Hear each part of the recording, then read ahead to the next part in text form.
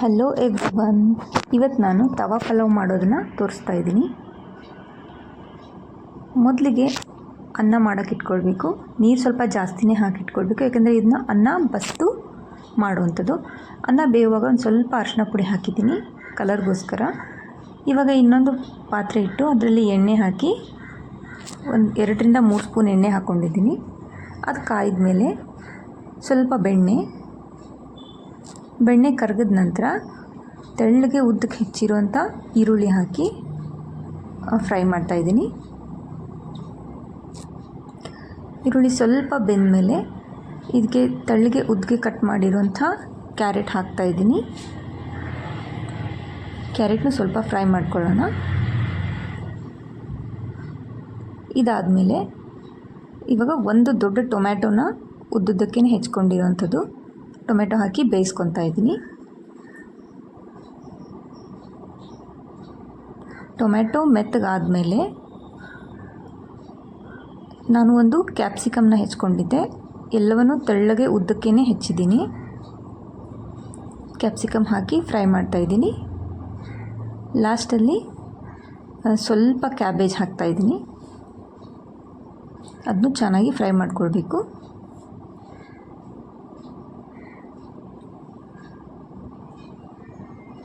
ಇವಾಗ ಸ್ವಲ್ಪ ಶುಂಠಿ ಬೆಳ್ಳುಳ್ಳಿ ಪೇಸ್ಟ್ ಮತ್ತು ಒಂದು ಸ್ಪೂನಷ್ಟು ಖಾರದ ಪುಡಿ, 2 ಸ್ಪೂನಷ್ಟು ಪಾವ್ ಭಾಜಿ ಪೌಡ್ರನ್ನ ಹಾಕೋತಾ ಇದ್ದೀನಿ. ಹಾಕಿ ಚೆನ್ನಾಗಿ ಫ್ರೈ ಮಾಡಬೇಕು.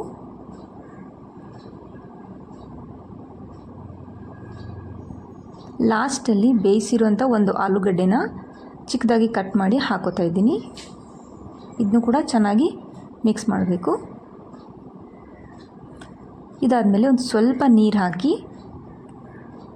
ಫ್ರೈ ಮಾಡಿಕೊಳ್ಬೇಕು.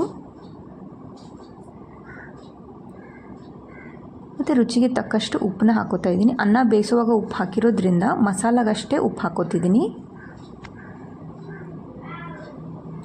ನೋಡಿ, ಇವಾಗ ಮಸಾಲೆ ಎಲ್ಲ ಬೆಂದಿದೆ. ಇವಾಗ ಮೊದಲೇ ಅನ್ನ ಬಸ್ತಿಟ್ಟಿದ್ದೆ ಅಲ್ವಾ, ಸ್ವಲ್ಪ ತಣ್ಣಗಾಗಕ್ಕೆ ಬಿಟ್ಟಿರಬೇಕು. ಅನ್ನನ ಉದುರುದ್ರಾಗಿ ಬರಬೇಕು ಅನ್ನ. ಇವಾಗ ಆ ಮಸಾಲಾಗೆ ಬೇಯಿಸಿರೋಂಥ ಅನ್ನನ ಆ್ಯಡ್ ಮಾಡ್ಕೊತಾ ಇದ್ದೀನಿ. ತುಂಬ ನಿಧಾನವಾಗಿ ಮಿಕ್ಸ್ ಮಾಡಬೇಕು. ಜೋರಾಗಿ ಮಿಕ್ಸ್ ಮಾಡಿದರೆ ಅನ್ನ ಒಡೆದೋಗೋ ಚಾನ್ಸ್ ಇರುತ್ತೆ, ಅಂದರೆ ಕಟ್ ಆಗೋ ಚಾನ್ಸಸ್ ಇರುತ್ತೆ ಅಕ್ಕಿ ಅನ್ನ. ಇದನ್ನು 2 ಸ್ಪೂನ್ ಸಹಾಯದಿಂದ ಮಾಡಿದ್ರೆ ಇನ್ನೂ ಚೆನ್ನಾಗಿ ಮಿಕ್ಸ್ ಆಗುತ್ತೆ. ಲಾಸ್ಟಲ್ಲಿ 1 ಸ್ಪೂನಷ್ಟು ಪಾವ್ ಭಾಜಿ ಪೌಡ್ರನ್ನ ಹಾಕೋತಾ ಇದ್ದೀನಿ. ಸೊ ಲಾಸ್ಟ್ಗೆ ಕೊತ್ತಂಬರಿ ಸೊಪ್ಪು ಹಾಕಿ ಸ್ವಲ್ಪ ಗ್ಯಾಸ್ ಆನ್ ಮಾಡಿಬಿಟ್ಟು ಅನ್ನನ ಸ್ವಲ್ಪ ಬಿಸಿ ಮಾಡಿಕೊಳ್ಬೇಕು.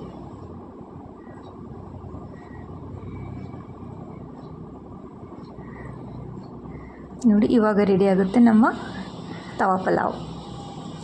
Thank you for watching.